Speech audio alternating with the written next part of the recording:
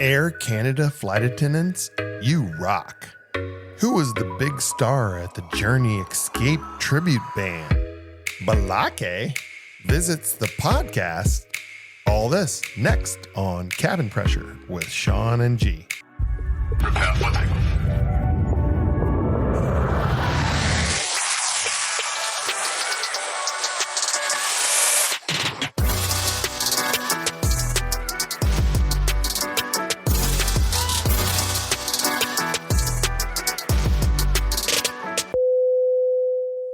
Hey everyone, welcome. This is Cabin Pressure. Boom, shakalaka, boom. The return of Shawn. It's here. It's time. It's Cabin Pressure. You know, sometimes it seems like it's been forever since we talked, and then it seems like the other day. I know. Time really flies when we're in here talking about this stuff, right? Trying to catch up on all that stuff. And speaking about catch up, man, what's been going on with you? First of all, we got to do a huge shout out to the Air Canada flight attendants. Before we even start anything, man, let me tell you something. That was freaking incredible, wasn't it? Oh, man, I was so excited, first of all, for all those people that are non-airline people and the people that are airline people. I mean, it means a lot what happened up there because flight attendants need to get paid for flight attendant work time. Right. But what they did by sticking together, man, that was incredible. All the years me and you've been in this business, man, that was the top of the mountain on that one. And here's the other thing too. Like people don't realize this about this whole situation, you know, like Air Canada, they were able to walk out. Right. But we're here in the United States are not able to do that. You know, and so we have laws and restrictions because of the Railway Labor Act that prevents us from walking off the job. But we do have another means of striking called chaos striking, which I hope it doesn't happen. But United States companies are able to do that at least. Still was amazing, but it was awesome that this employee group, even the government tried to deter this employee group by telling them they had to get back to work. And they basically said, F you to the government. They stayed out. And wasn't it amazing, Shawn, that 2 days after they went on strike, that all of a sudden there's a mediator, there's a room, and everybody negotiates the shit, and the shit gets taken care of. When 100,000, 200,000 people are not moving per day, it's amazing when the shit gets taken care of, isn't it? Yeah, that's exactly how this whole thing works. You know, if they have the ability to drag their feet and, you know, deter this whole thing for the company to save money, they're going to do that. That's what a business is doing. If I'm the business owner and I could see, you know, I empathize with that side of the argument as well. Like they have the right to conduct their business however they want to conduct it. But there comes a time in life when you just need to do the right fucking thing. Right. And people are what make businesses run. You need to treat people right. Right. I never down a CEO for making the money that they make. I never do. We all make decisions and we make choices about what we do in life. And I get that. But in the same breath, you make your money. You have to be willing to share that money when the people's backs that you earn that money. You have to be willing to share that. Right. For sure. And that's it. And when that doesn't happen, and the first time in all the years that I've been flying that I've seen 10,500 flight attendants walk out at the same time. Shit, we talked about technology shutting the airline down. They shut that shit down fast, didn't they? Yeah, it's sweet, man. That was unbelievable. Hey, but here's the one thing that wasn't unbelievable. I got my ass on this hot ass airplane. Now I got to tell flight attendants this. You guys, listen, if your airplane is so hot, it's not safe to be on. Do not let anybody on that plane. Don't let them on there because Shawn, I was going back and I wasn't even I was a non-working crew member and I was basically deadheading back home and I had gotten on the plane and first thing I did was I started sweating. I know. This just happened to me. I'm going to tell you about it here on my little catch up here. Going out to Denver, just so happened. But here in Cleveland, there was a crew and the plane was roasting. They didn't have the air hooked up. Pilots weren't around. None of that type of stuff. The plane was so hot. They delayed the boarding. They started boarding the plane. Then all of a sudden, you saw people coming back up the jetway. Yeah. And I was like, what's happening? I'm thinking mechanical. I said, no, it was hot ass airplane. Right. And I'm sitting there sweating my ass off, and I'm sitting in the center seat, and I'm thinking there's no way they're going to board the rest of these passengers. Well, they start boarding. And I'm sitting in the center seat, and the first thing that you do, you start sizing up the people that are coming on the plane. You're hoping that's a small person sitting next to you. Yeah. So where were you sitting? A center seat in the front. Center seat. You said that about 5 times already. Well, so what? Hey, so you were sitting in the center seat. Shut up, Shawn. So my seatmates came in. They were sitting next to me, and it was still hot. Yeah. Really hot. Really hot. Yeah. Like ass sweating hot, under pits, shirt soaking hot. Very hot. That hot. Okay. So anyway, I was really tired, so I fell asleep. Gotcha. About 20 minutes into the flight, I woke up to this god awful smell. I mean, I'm telling you, the first whiff was it was pure regret in my lungs. It was filled with the smell of Satan's ass air after Taco Tuesday and at the all-you-can-eat bar. That's a smell. It was bad. I'm telling you. Listen, every time I walk in the plane, it's like, oh yeah, the smell of ass. No, it was bad. Like it was worse than that. Yeah. I'm telling you, it really was. I mean, it was like Satan's ass air. And the thing, all I could think about was I took the Vicks out of my bag. And dude. It was disgusting. I mean, it was killing me. It was like someone was live beta testing some nuclear cheese or something. Dude, I'm telling you right now, like I can't travel without my poopery. I'll spray my poopery when wherever I'm sitting. Yeah, did somebody I tell you, like fucking around with and giving us a gassing? Yeah, I'm gonna do that. Did I tell you it was hot? Oh yeah, and you're in the middle seat. Yeah, and it's nasty. But yeah, so anyway, that was my little catch up for the flying. But I had to tell you this one.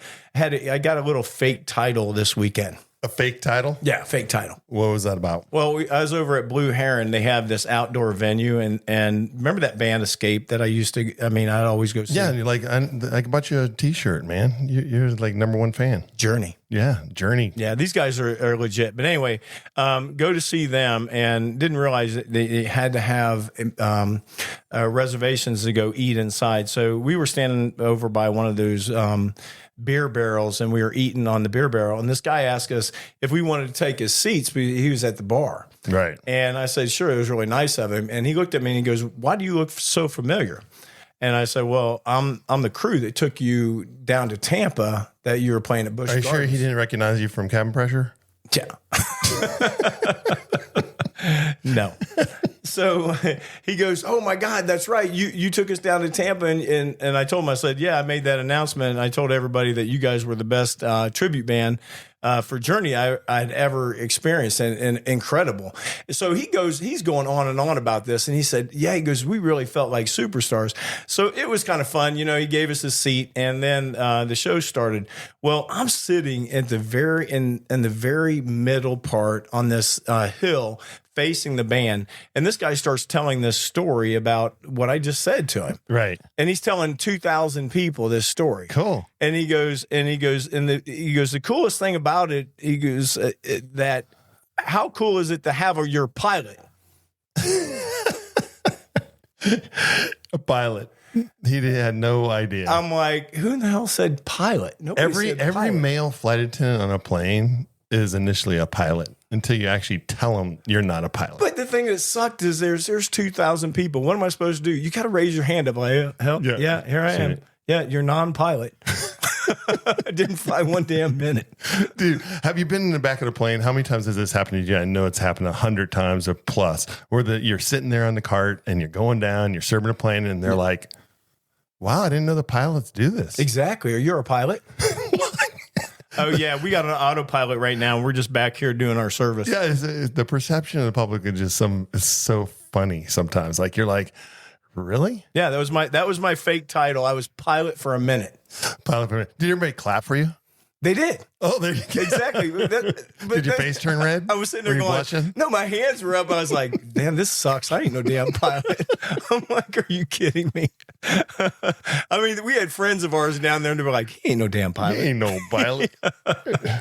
But anyway, what's They do going that on with to you? them. What'd you do? Well, last week, man, I went out to Colorado, and once a year we go out with our friends and go doing the golfing and all this stuff. And I'm the tag along husband because Carol's out for a golf tournament, and so we went out there to Colorado and all this stuff. But it was I cannot believe how dry it is out there right now. Like they're in stage 3 fire alert out there. Wow. And I guess there's a one fire that's going on right there that's like 100% not controlled.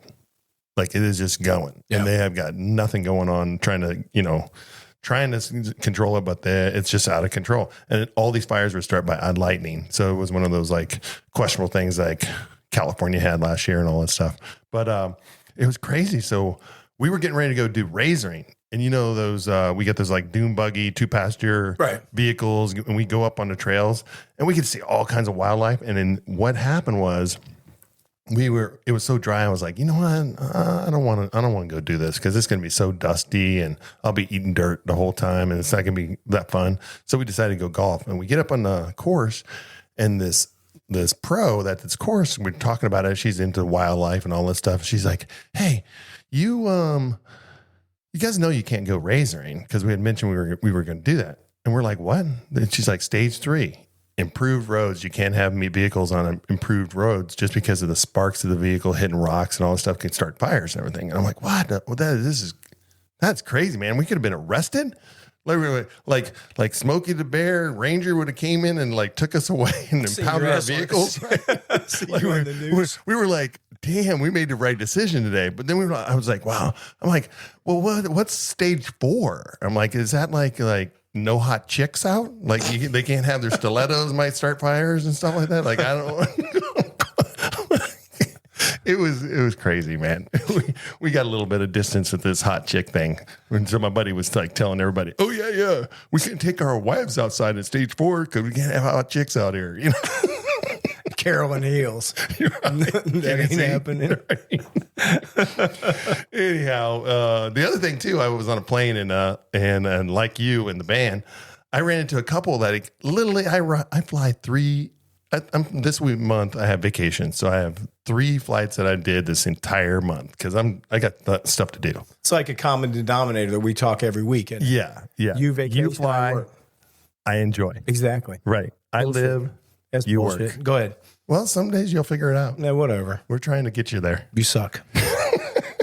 So anyhow, but I ran into this family that was on my flight like 2 weeks prior to, and that was the family I was talking about last time with the guy that interrupted me, and I was trying to do my job, and I was like, will you just let me do my job?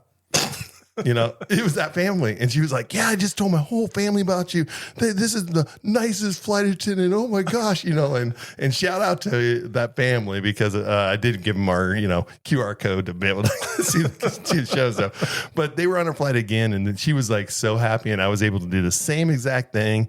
They had a kid. We had a full flight, ended up not having a full flight, moved some people around, and they got a whole row. So it was cool, and shout out to everybody out there. Be nice to your flight attendants. You guys, we can you help got to be you out. super stew for the day. Right, dude. I was like, but I don't know if they'll write a letter or anything. Who knows? We don't get letters unless they're bad letters. Maybe a stick-em note. Yeah. Anyways, yeah. So when I was out there, the last thing I'd say was, my buddy, he's a character and everything. He's like, I got this joke for you, and this is kind of a golf joke. But I think you're gonna enjoy the joke because I was like, I gotta tell G about this, and I was like, so here's the joke. The joke went like this: this gal, she got stung by a bee out on the golf course, and she goes to the doctor, and she's like, I got stung by a bee, and I don't know what to do about it and everything. And he's like, well, where did you get stung? And she says, I got stung between hole 1 and hole 2. And the doctor looks at her and says, maybe I think that your stance is too wide.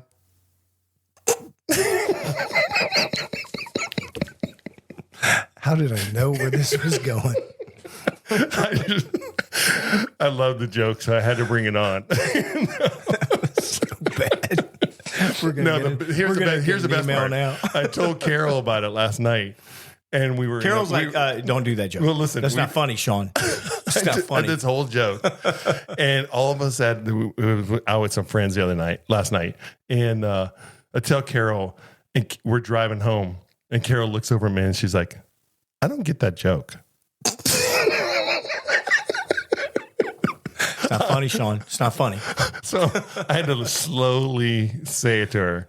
You know, she got stung between hole 1 and hole 2. Oh, the no zone. right. Oh, her hole 1 and 2. Yeah, I get that. Okay. Anyways, man. Joke 101. You got people like that too. I know. Though, right? You're like, you tell a joke and they're looking at you like, I don't get it. Right. I don't get this. I don't I don't understand it. Anyways, man, you know what's happening right now on our show? We've got a special guest, and I just want to introduce him. He came all the way out here to be on our show, and Balake. How are you? It's Blake. Balake, how are you doing? It's Blake. Okay, I said no. Announce it with me. I guess Balake. Pronounce it. You're Not pronouncing it right. Balake. No, say it right. Balake. Okay, yeah. That's Balake, bullshit. welcome to the show. Yeah, exactly. Blocking. We love that. All the Key and Peele audience out there would love that part about it. But Blake, how you doing, bud? I'm good. How are you guys? Outstanding, man. We are. We always love to have guests on our show because it gives another perspective than our crazy asses, right? Exactly. But you know something? Here's the funny part. Blake is one person that me and Shawn both agreed that we wanted on the show. Oh yeah, hands down. I was like, this is a great contribution to flight attendants all over the world. Exactly. He's a good guy. Yeah. Oh, not just that though. I mean, you come across these people and you have bad flight attendants. Blake is completely opposite. He's nice to everybody. He's great to his crews. He's very polite. I couldn't say enough about him. Shawn, Good worker. And me and Shawn, neither one of us actually knew that we flew with him. And I told Shawn, I was like, have you ever flown with this guy named Blake? And I said, Balake? Balake.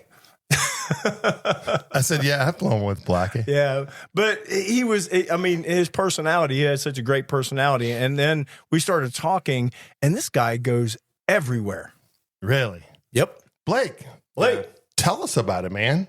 Tell us first of all, a little bit about yourself. Like, how'd you become a flight attendant? Yeah. So I got my master's degree when I was in Scotland. Scotland? Yeah. So No, you were in there? You living there or what? I moved there for my master's degree. Oh, that's cool. Yeah, so and I what was lived your there. master's degrees in? Intercultural business communication. Boom. Love it. I love it. Blake was talking Blake. He was. So I was over there for about a year and COVID happened. So I had to come home. And as soon as I was done with my student loans, I said, I need to travel again. So became a flight attendant. Really? Yeah. Was this like something that you were aspiring to do? Like this is flight attendants was something, Nope. or is this like how did it show up on your spectrum of finding the job? So I was on a flight and talked to the flight attendant the whole time, and she convinced me to apply. That's cool. Yeah.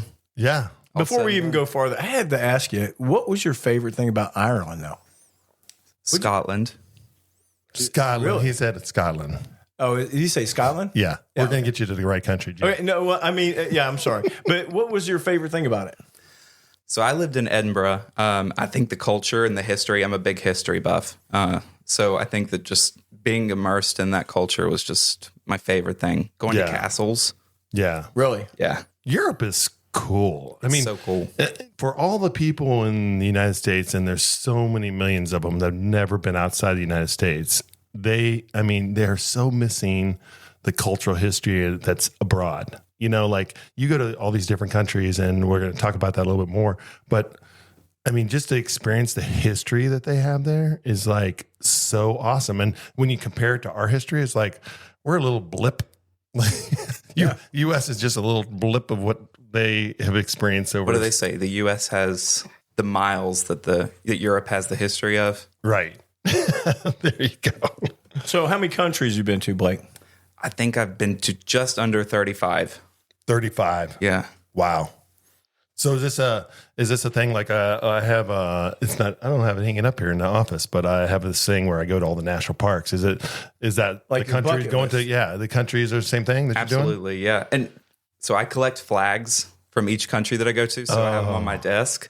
So it looks like the United Nations. Oh, that's cool. So you can go like real size flags or just miniature flags? Miniature flags. Oh, that's cool. Yeah. I got a funny flag story for you. So I lived abroad in Italy and was going out one time, and I decided, me and my boys are out running around the countryside, and we see this big, huge party in one of the squares, which is squares are everywhere over Europe, right? And so we go in there and we're like, man, this is a cool party. We're bouncing around, jumping, we're drinking, the whole 9 yards. Then we kind of started looking around, and there's all these flags surrounding the whole square, and they were all like these red hammer and sickle flags. Oh, and so we instantly figured out we should probably leave. This is a communist party that we don't want to be at. But then we decided that as we were leaving and we exited the whole thing, that we reached up and snagged one of their flags and ripped it. There you go. Oh, that will be good. You see what happens when people do that, right? Right. They go to prison. Yeah. Nice, Shawn. You got to catch us first. The only people that are caught get to go to there. So you did this. So 32 or 35 countries. You did this in the 2.5 years of flying? So most of them I did since I started flying, but I did a couple whenever I was in Scotland. I would just travel on the weekends because it's so cheap to fly in Europe. Like $20 round trip. Yeah, that's awesome. I know my nephew did that study abroad, and he every weekend go to a different country because their economy carriers there are just so stupid, crazy, cheap. Yeah. But you think about how long we've been doing this job, and I was looking at Blake's list of countries they went to, and there's only a few of them that I haven't gone, but I've been doing it for 39 years. He's been doing it for 2.5. Yeah, 2.5. This guy's moving. Crazy. He's moving. I mean, that is crazy. That's a crazy amount of countries. What's your favorite countries? Oh, I just did Australia. That was amazing. Australia is on my bucket list. I still haven't got. Where at in Australia? I spent time in Sydney and in Melbourne, but Sydney is the best. No kidding. Okay, the harbor, Bondi Beach. Yeah. Did you go to Manly? No. Well, we took the ferry, but we didn't stop. Manly is incredible. So we used to stay right up from the Opera House. Okay. Did you go see the Opera House too? We walked into the Opera House. We didn't see anything. Yeah. Yeah. So we used to, we stayed right there at that park. There was a park right there. And then we used to shoot across to, it was King's Cross. Yeah. Did you go down there? Yeah. Was that pretty seedy now? Or was it still the nightlife scene? It's coming back. Okay. Cause back then it was the nightlife scene. We used to go to this bar called Osbrock's. A lot of fun. Okay. It was a dance club. Don't remember it much because he's old. My ass was drunk. Oh, there you go. That too. I mean, I was drunk. I was looking up. I asked this guy. I was like, "Hey, where's Osrocks?" And he's like, "You're in front of it, mate." And I was like, "Damn!" I couldn't even. I looked up, and it was just all these lights. But anyway, King's Cross was amazing. Yeah. So now that you guys have bonded on Australia, what was the worst place? Like, what's one of the places that you were like surprised and like, this isn't great? I would never talk bad about it anywhere, but I didn't love Brussels. Okay. Why? I felt like there was a lot of people that didn't speak English. Okay. So that was difficult. Yeah. I didn't think that it was the cleanest place. Gotcha. Like it wasn't inviting. Like it didn't like really welcome the American tourists. Not me. Yeah. See how polite he is. Yeah. Sean. No. I didn't say it like it is. Like I mean, you don't want to talk bad about it. When you say not me, what do you mean? I didn't enjoy it. Other people might. Okay, gotcha. I mean, like I will tell you, this is like speaking from experience of traveling and all this stuff. Americans, when we travel, we always want everybody to conform to us. It's like we're in their country, it's like they're the foreigner still, you know? Yeah. Like that attitude's out there. But it's not so. Like we should be more respectful of these other countries, but at the same time, yeah, like some of them aren't so inviting to us, right? We're like we're the enemies coming in. Yeah. Any country that you didn't feel safe in? The United States. Damn. Boom. Boof. What city? Ooh, There you Seattle. go. Seattle. There you go. Like, yeah. Did you ever go to the murder capital of the world? No, that was you all. Yeah. There you go, Shawn. Yeah. Well, everybody's got to visit places, Yeah. And everybody needs a tourist. Do you travel with anybody? I travel with a few other flight attendants and my family. Okay. Wow. Cool. Is this so like you have a travel companions as another flight attendants that like frequently travel with you? Yeah. So a couple times a year. How's that work out? Like, how's that play out? Like, is like you just like shooting off a text? Let's go to, Uzbekistan or whatever. Yeah, we got to align our schedules, and then we just pick a random place and figure out how to get there. So you just go to the airports, look at the board, and travel. That has been done, yeah. There you go. We've experienced that too. I like how you just threw in Uzbekistan. There you go. You gotta like change it up. You can't just be like, oh, you went to Paris. You haven't been went to Rome. Uzbekistan, have you? No. Blake, that's where you're going. He's going to Uzbekistan because we had one person download us in Uzbekistan, Blake, There and you we still haven't heard back from him. Yeah, Where in the hell shout is out. Uzbekistan? Whoever's listening out there, give us a shout out. Uzbekistan. And we expect you to shout out in English. So you did these trips with your family, right? Yeah. Okay. Is there a trip that you guys like didn't stop talking about that everybody loved? So we did a Mediterranean cruise a few years back, and that was probably the best trip that we did as a family. Not having to worry about food or accommodation leaves a lot of fighting out of it. Oh, Who did you guys travel on? We did Norwegian. That's cool. I like Norwegian. Yeah. There's a good. I'm not cruise a big cruise person. I mean, I see that aspect of what you're saying, like having everything that you don't have to really worry about. Like my worst thing that I have to do every day is figure out what we're going to eat every day. Mm-hmm. And so having that ability to like take all those factors out there is good. But I appreciate the convenience, but it's not my favorite. yeah, just like my big deterrence is the boarding and the unboarding of the boat. Like the ship or whatever you want to call it. It's just like, it's such a pain. And then like, if you get status, I guess, on those, just like the airlines, right? That you can get on first and get off first, right? Yeah. But when you don't do it, it's not a good experience. I don't know how they keep people captured on it, but yeah, there's that. Anyways, So you took the whole family, right? Yeah. And it said that you took your grandma on it. So that was a different cruise, but yeah. So on the cruise with grandma, right? Where'd you go? So it was her 80th birthday, and I booked a cruise, just the two of us. We went to the Bahamas. Oh, that's cool. Like, So you just was it went- a you and bouncing her. Bahamas, like to different islands? Yeah. Oh, that's cool. How long was the cruise?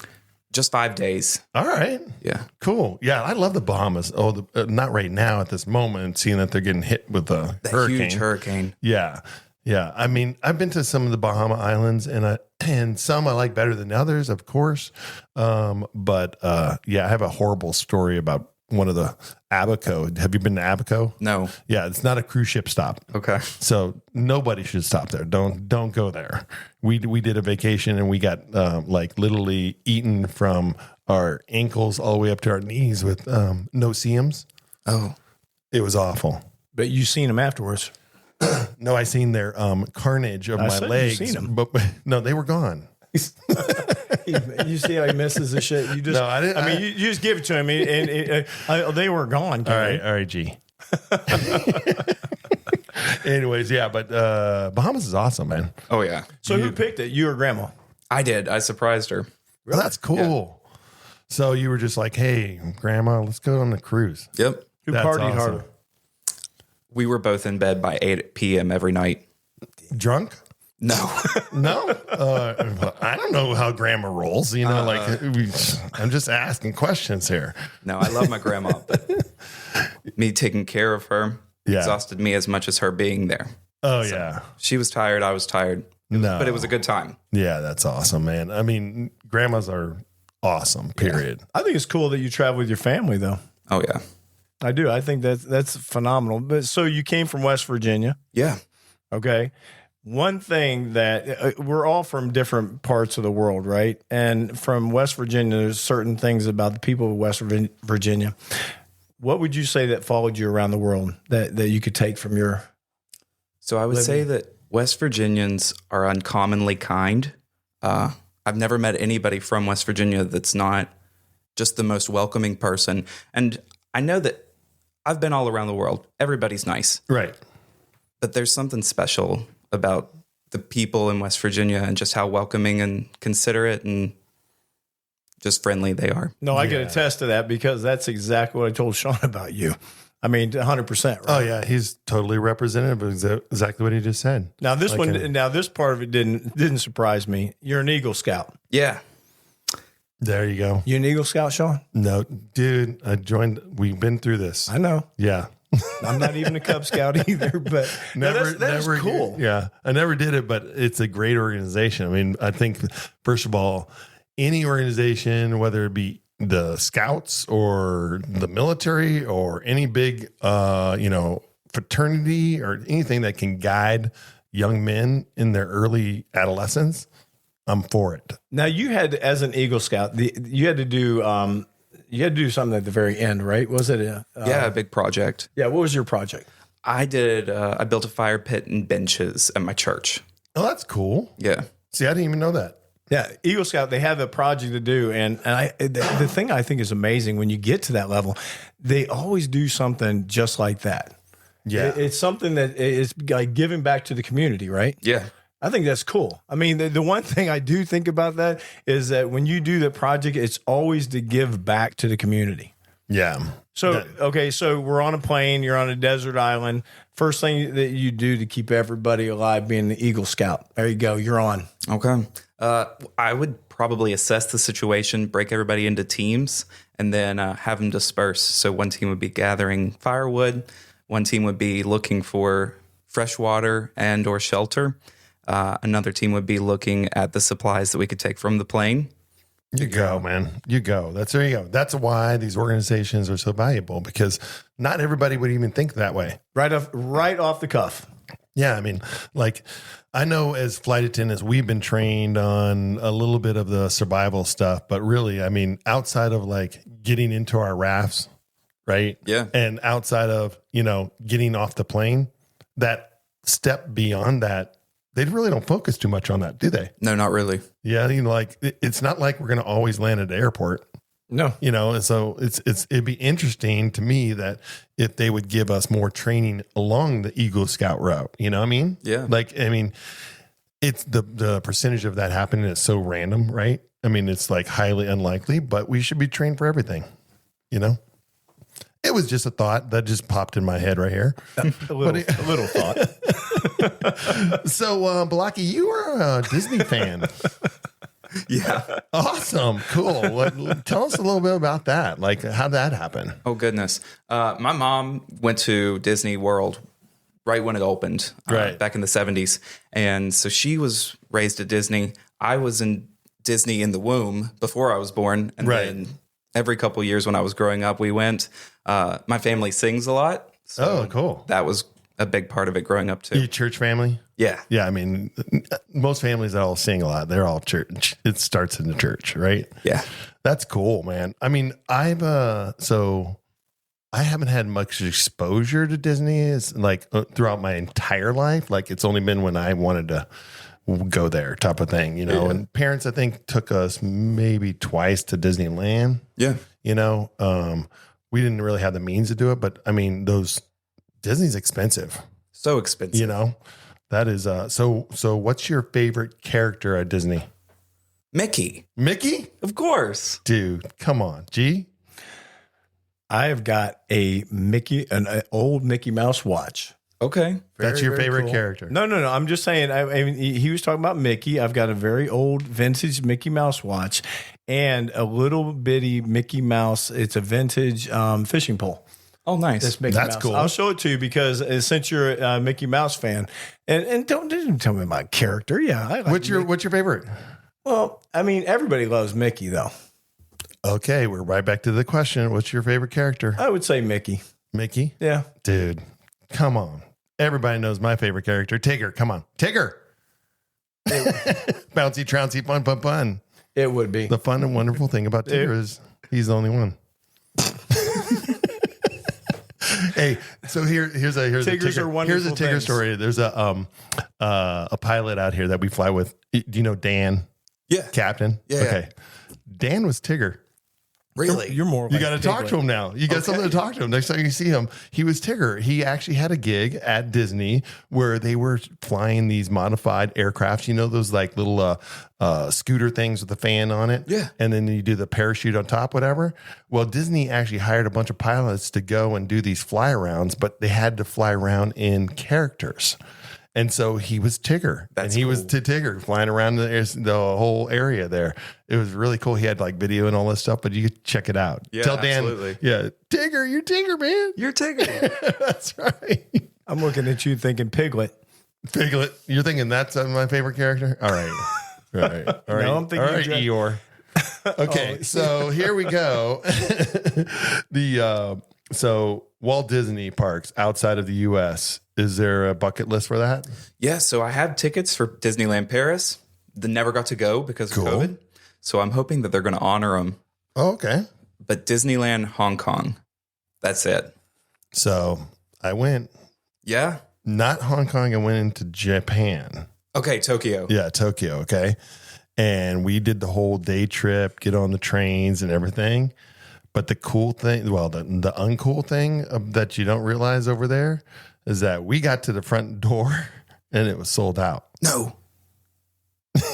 We were like, Disney? exactly. Sold out. Sold out. That's how many people are over there. Wow. So be aware when you go abroad to these Disney parks that you might need a ticket to get in beforehand and make sure that they're going to let you in, because you can have a ticket and they still won't let you in.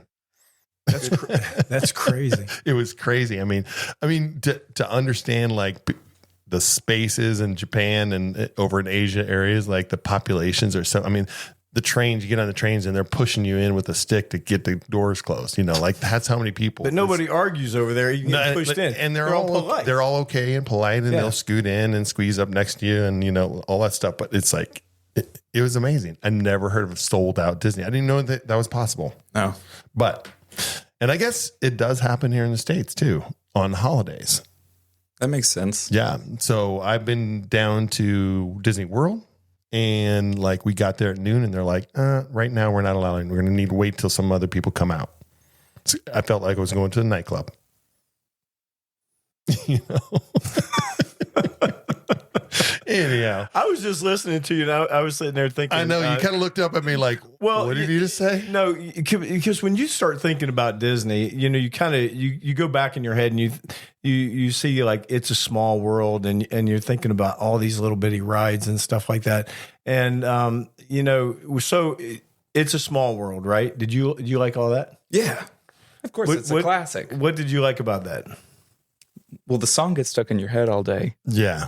But no, seeing all the different countries, all the Going different over the countries, right? Yeah, it's like what we do every day. That's why. That's what I liked about It's a Small World, because I was thinking exactly the same thing. Is that the ride It's a Small World is perfect because you traveling and us traveling all over the world, you're actually flying all over it. Yeah. Well, I kind of thought it was like more like Chinese water torture. You see what we got to deal with, Blake? Like this, It's a Small World over and over and over. Like I was like having nightmares at night about it. See, two of us are thinking it's kind of cool. We're flying over all these countries and everything, and he's thinking he's getting waterboarded. Yeah, I was thinking about like taking out some animatronics and get me off this damn boat. All right, let's talk some flying stories. Anyhow, yeah, man, flying stories. So when you're flying somewhere, do you ever get jealous about passengers or just want to get off the plane or anything like that? Well, I would say that a lot of places that we get to fly to are pretty good destinations. Yeah. I think the biggest thing that's a turnoff is like when they're like, yeah, you get to stay over in Cancun for a day. Sure. And then last minute, they're like, actually, you're going to go to Minneapolis for 10 hours. Oh, yeah. The change of the schedule. That the company does to you. Yeah, that stinks. Like when you're anticipating going somewhere and you can't stay. Yep. Yeah. I don't like everybody always thinks like when they talk to me about my job, they're, hey, so how long did you get to stay there? You know, and I went to Cancun and came back. Yep. You know, like I didn't even look outside what the weather was. I mean, we got so much stuff going on. Like, You're getting on the plane. Sometimes you never get off the plane. You just turn around, come back. Or people will be like, what was it like that down there? That, you know what? I didn't even look outside. But I love that about our job, though. It's crazy like that. I love all the craziness in it. I mean, it's not normal. Yeah. Right? I mean, it's not normal. There's nothing normal about our job. So talking about not normal, what's one of the flights that just completely went wrong up top of your head? I know that a lot of flights, it seems like whenever one thing goes wrong, then it's just a snowball effect. Yeah, the one thing cascade. after another. I can't think of any flights specifically that have continued That to stood go out wrong. in your head like this is traumatized you and No, but I'm still new. yeah.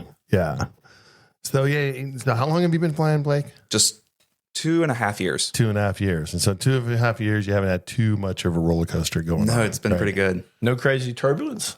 No. Really? Wow, that's good. That's good. Yeah, because when you have that first big turbulence, and when we say big, it's much different than the public says. Crazy. We've been floating in the air, Yep. slamming down, in our Hit the seat type ceiling. hit the ceiling. All those type of things have happened. All to those G and things I. that you don't want to happen. Yeah, it will happen, and you're going to be having a new perspective. Yeah. Can't wait. Yeah, You'll come back and talk about that one. yeah, you will definitely come back and talk about that one. But I mean, that's awesome. That in 2 years you haven't. I mean, everything's gone pretty smooth, right? Yeah. Any Okay. weird things? Last night, I ran into a customer at the gate waiting to get on the plane. She said that she was abducted by her mother when she was born, brought to the United States from France, and she didn't find out until she was 30. Her mother told her that her father was this horrible person. She finds out, nope, he's great. She was coming back from a family reunion in France. Wow. That's crazy, man.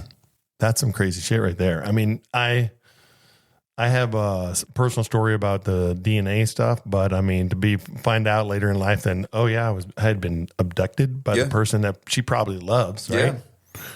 And that would be whoa. Yeah. But that's the cool thing. Another cool thing about our job, because we run into all these super interesting, wild stories about people's lives that happen in all over the world, right? Airplanes, you cross paths. I mean, that's what it is. We cross paths with these people. And, what I found out throughout the years is there's a reason. There's always a reason of why we cross the path of someone.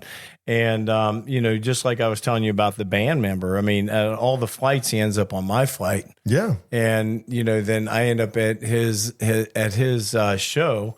And we everybody end up, thinks you're a pilot now. yeah, exactly. So that's cool. Yeah. So see? It's cool that you get to be that no training. Yeah. Not 1 hour. See? There's a reason for everything, Shawn. It is, man. I get a little bit of a title. Yeah. Smart ass. So, okay, let's you've had to have a crazy layover, right? Oh, yeah. Okay, give us one. Okay. I was in Reno. I love Reno, by the way. I love Reno, Flight too. attendants hate Reno. I don't get it. Well, so we could pause for 1 second. Reno's disgusting.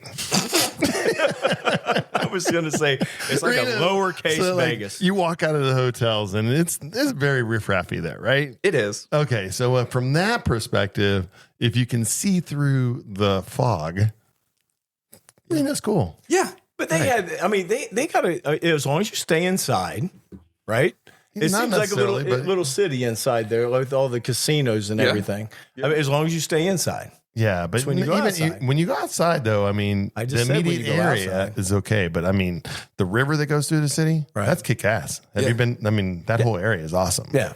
Yeah. But So go ahead. Tell us again, about go your ahead. Reno. Yeah. So Reno is an hour from Lake Tahoe. So I had this crazy idea. I'm going to rent a car and drive to Lake Tahoe. I talked to the flight attendants who I was working with. One of them was like, yeah, I'll go too. So we go get this car, drive to Lake Tahoe, spend a couple hours on the lake. Beautiful. Yeah. Water's crystal clear, cold. It's a hot July day. Perfect. Yeah. So we are driving back up through the mountains, and the car runs out of oil Oh shit. completely. Damn. I checked the dipstick. Like C's engine type of thing? Done. Wow. This is a rental. Yeah. So I call the guy. I'm like, what am I supposed to do? He's like, can you get to a gas station and buy oil? So I am like coasting, terrified that this entire engine's going to burst into flames. Yeah. We somehow made it, but that was a crazy layover I'll never forget. Yeah, that's crazy. Yeah. Lucky you didn't throw a rock. Tahoe's awesome. Did you do any hiking up there? No. Just the like... Tour around the city, check out the casinos over there and all that stuff. Yeah. So you were on the south side of Lake Tahoe. Yeah. Yeah. If you ever get a chance, go back there. Okay. Instead of going south and going to the city, which is, it's got some stuff to do. Try to drive around the lake. Okay. Just the different stops and the different areas around the lake, because you're going to go into California and come back into Nevada and all that stuff. It's awesome. Just make sure the car has oil. And check the oil. Yeah. All right, Blake, you have a Shih Tzu, I do. right? His name's Sammy. Yeah. He has a what? Shih Tzu. Is that a digestive problem? See what I'm saying? Right? Not a dog lover. Oh, you're talking about a dog. Okay, Blackie, give it to us. Yeah. His name's Sammy. Sammy. Yeah. Cool. Sammy. Okay, now if Sammy could pick your next destination, where would he pick? Sammy's a lap dog. He sleeps most of the time. So anywhere that he can sleep, he'd be fine. But I think it'd be fun to bring him to like Ireland, let him run around in the sheep fields. Right. Yeah. So be cool. why do you know why they've named that breed Shih Tzu? I don't. I know where It they come just from. kind of occurred to me like how did dogs get their breed name? Like Well, mine's a Yorkie, so Yorkshire. somebody had a bad experience with this breed, like Shih shitty. Tzu, like a whole zoo shit. We're going to get into this whole deep conversation now, aren't we, Sean? It's just a damn shit, It was. Sean. I don't know. I think there's other people out there asking this. They come from China. They were bred to be the emperor's lap dogs. Cool. But I don't know why they're called Shih Tzus. Maybe he took some shit on an emperor's lap. Who knows? I don't know.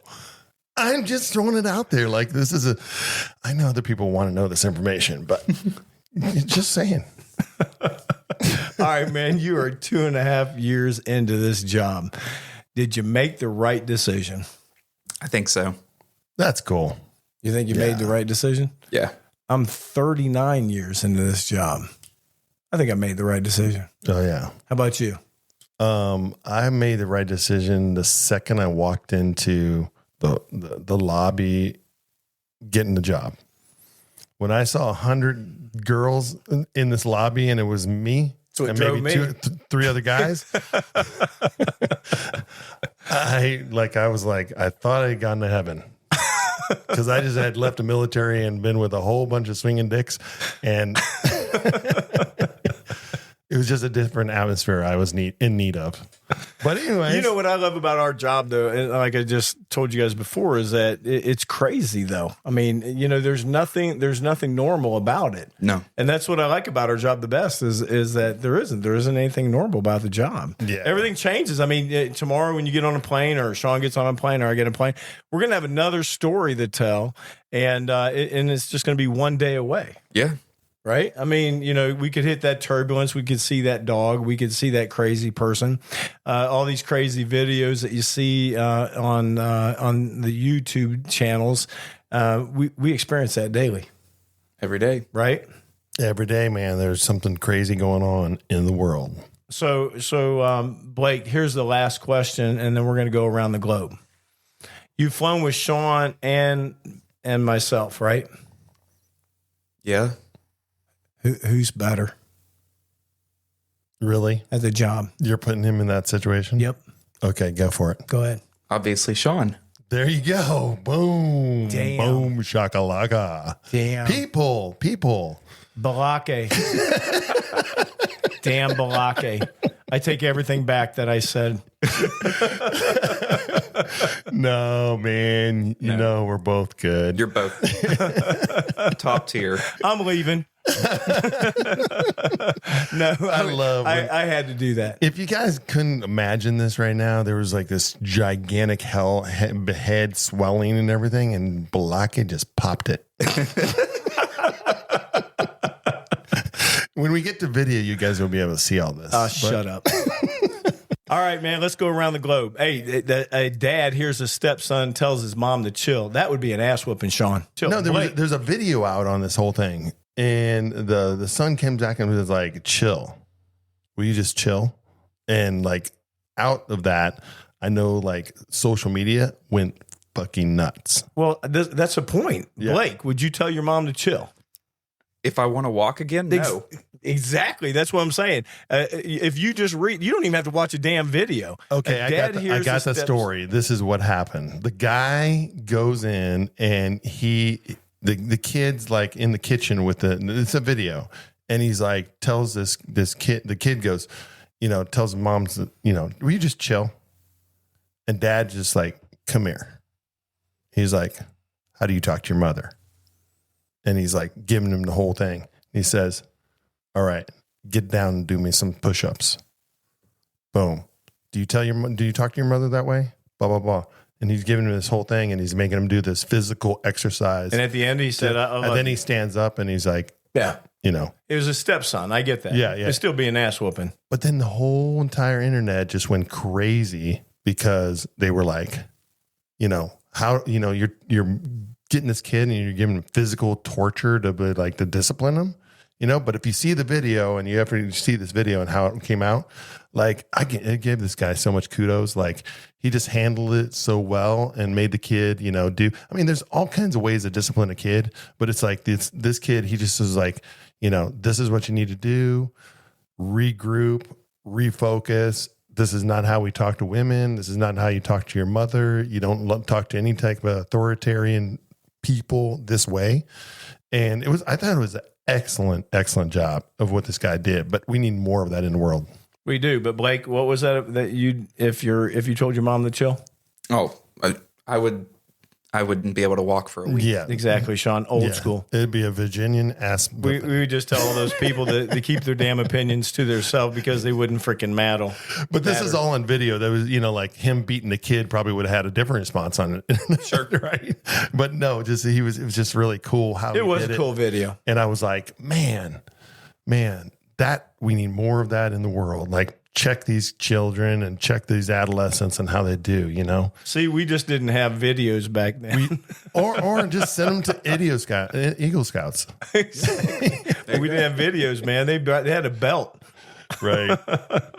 All right. So this guy, did you guys see this guy that was vaping in the bathroom? You ever have that? You ever have somebody vaping? Oh, once or twice. All right. Did you catch him? Yep. What'd you do? Take it away. Then what? Did you have to have him arrested? Did you have the airplane met? I've always went to route like when I've done that because of the vaping, like it's a little different than smoking a cigarette type of thing. I just take it away from them. And then I'm like, then I will explain to them the repercussions that could happen if I went forward with this. But if they're being receptive to what I'm telling them, normally I'm like, at the end of the flight, I might give you this back. Right.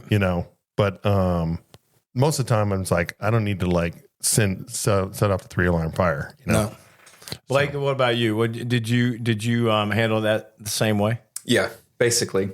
As long as it's not a real fire, most of the time it's just don't do this. Yeah, don't do this. This is not our rules. Well, this idiot was taking a video of himself with the flight attendant, and it backfired on him.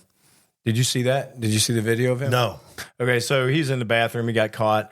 And did you see this, Blake? Yeah. And it backfired on him. The social media just lit him up because he was sitting there saying that he had 25,000 followers. You know what 25,000 followers in media is? Nothing. A nothing. Blip. It's a blip. Yeah. Right? It's like friends. Your cousins. Yeah. Right? So you go to a bar. Yeah. 25,000. And now he's got like 2, his mom and his dad. That's about it because he got lit up on social media. I mean, this guy was an absolute idiot. But just don't do it. Don't vape on an aircraft. Okay. And then the other one, I seen this woman. She had this huge wild tirade in Orlando's International Airport. Did you guys see this? No. She went ape shit, man. She missed the standby list 2 times. She starts yelling at this gate agent, tries to kick him. Wait, standby list? What do you mean? So whatever happened with her flight, you know how they're put on the next list, they go stand by on the next plane. Well, she didn't make it. So Gotcha. the planes were full. And so she didn't make the next flight. So 2 flights later, she's still not getting on. So she goes crazy, starts kicking this gate agent, loses it, smashes a couple computers. And then she is arrested. Now, all of this, you end up with a $5,000 bail, and she was allowed to return home. What an idiot. Idiot. What an idiot. I mean, seriously, I mean, you all you're doing is traveling. So you're trying to get home, and out of that, you end up going to jail. Yeah. This situation like happens so many times in the airline business that the airlines shut down for whatever reason. There's technology glitches, there's weather, whatever. But then there's only so many seats and so many planes leaving out. And so that's sometimes cascades where people can't get on a plane for days, right? So we've been in those situations for numerous different reasons, whether it be a hurricane or whether technology shut down or whatever. I mean, you need to keep your shit cool. Right? It's affecting everybody, but I mean, when you can't get on a plane, there's no reason. No, I mean, and like I said, we see a lot of these different things happen all the time on the airplane and in the gate area. But man, this was absolutely crazy.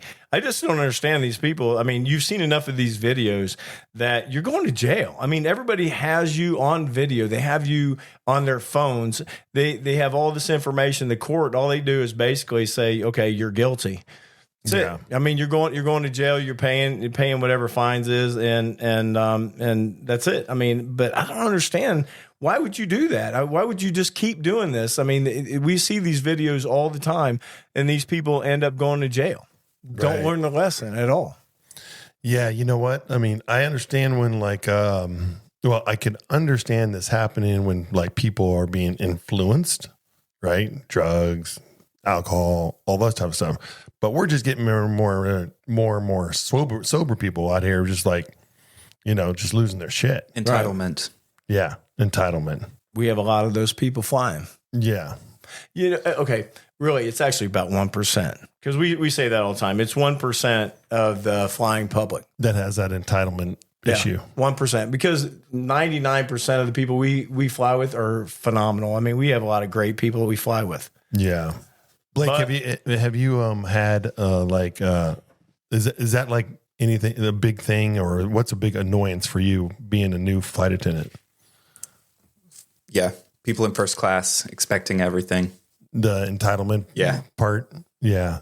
I mean, I get to me, first class, and not every airline has first class, right? Okay. So we all know that, but the ones that are paying for this upgraded service and us giving the service, it was I think that's, there's a certain level of expectations, but sometimes people are just taking it beyond, right? Yeah. And that's what we're really saying out there. We're not saying that everybody in first class are dicks and we hate them all. We say, no. It's the person that comes on board and they know what the service is and they know what they're supposed to be getting. And then they're like, no, but can you go back in the back and I need, snack boxes and I need a cheeseburger. And in addition to the meal I just got, that's when it goes to that level that's beyond what we are like as a flight attendant, what we think is unreasonable. So I'm just trying to put a perspective on this for people that are listening. It's not that everybody's a dick. Most people are great. Yeah, most people are awesome. It's just how you treat someone. It's never. We talk about this on the other podcast. Is that it's not about your title. It's not about the money that you make. It's not about any of that. It's how do you treat another person. It doesn't matter what their job is, because in our industry, man, you'll get a lot out of a crew member just by being nice. Yeah, I want to say one thing about that. So I was coming back from Denver, and the wife and I, we non-rev around places, but every now and then we buy a ticket. And so I needed to get back because I had a flight and all that stuff. And it was so my wife was like, well, let's buy tickets. So we bought first class tickets. So the flight attendants did a really good job. It wasn't exceptional where it was over the top. because I know what their job is, right? So I know they did their job, they did it well, and all that stuff. And when I travel, I buy like a whole stack of Starbucks cards and stuff like that. So I gave the two flight attendants that were working for me Starbucks cards, and they were so appreciative. You know, we love getting little gifts and stuff like that. But this goes along the lines of service. Anybody that's giving you service, and I tip my maids. Like when I'm on a hotel, I always leave $5 or something like that. If the room's clean, right? If they've done their job and all this stuff, I think, okay, you know, these people are doing a service for us, so I'll give them something. You don't have to tip everybody, but I think it's nice when people do something right or they're doing their job. You should recognize them. No, I agree. You bring me a Reese cup, I'll be your best friend for life. That's true too. There you go. They bring us candy all the time too. Yeah, they give you the bag. Sometimes it's an overload. Especially during the holidays, like the holidays that we could get so much candy. It's cool so though much, when they walk on board and they just hand it to you and you just kind of stack it up in the first class galley. I really enjoy the unexpected ones. Yeah. Like in our industry, it's always, the Starbucks cards, the bag of candy and all this stuff. But I've had like some interesting original things. And have you guys had anything like that? Yeah. What was one of yours? I got a little prayer quilt that a grandma had made. That's awesome. You, G? Well, I got those, they give you these little bags, those little mesh bags, and they fill them full of a bunch of different shit. So, I mean, I've gotten all kinds of stuff. So, but since nothing that's like stood out to you like this is super original, like super thoughtful. No. Yeah. I like one sticks out of my head. Like there was a gal that actually they put a handwritten note in the thing. And then inside they gave us like a bracelet that they had made or something like that, like a friendship bracelet type of thing. And I was like, this is cool. Like, this is like, that's going way beyond what we're even talking about here, but it's like, it's nice to be recognized. Yeah. Right. So anyhow, I was thinking, Balake is going to travel. Where are you going next? I'm going to Budapest, Bratislava, and then Vienna. All right. So when Balake gets back from Budapest. Pesh. There you go. Well, that is a destination that I love. I'm telling you right now, you're going to love Budapest. No, but when he gets back, let's have him back.